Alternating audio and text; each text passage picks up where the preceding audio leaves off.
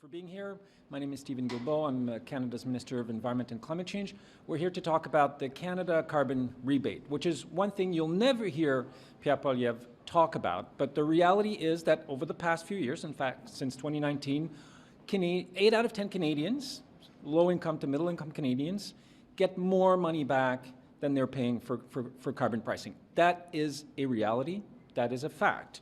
And as carbon pricing goes up, so does the carbon rebate. The carbon rebate will go up April 1st, as will carbon pricing as well.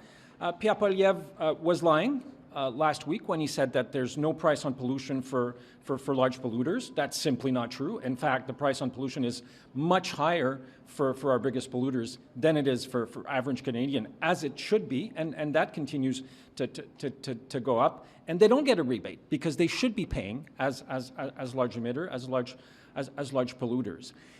And the other thing you'll never hear Pierre Poilievre talk about is the impacts of climate change and how much it's impacting Canadians, how much it's costing Canadians.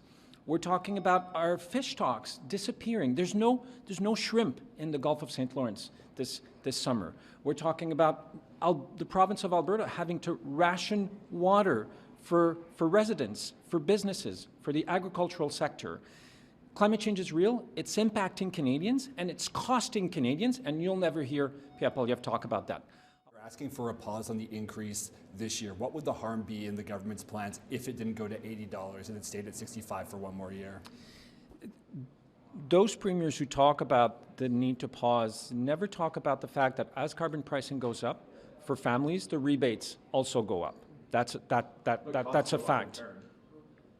Yes, but the cost of climate change are also going up, and we can't put climate change on pause. We can't put climate impacts on pause. And if Canada doesn't do its fair share when it comes to fighting climate change, how can I go and talk to China or India or other countries in the world and say, hey, let's work together on finding a solution to climate change? Because there's only one way that we solve this, and it's together. Thank you very much. Merci beaucoup.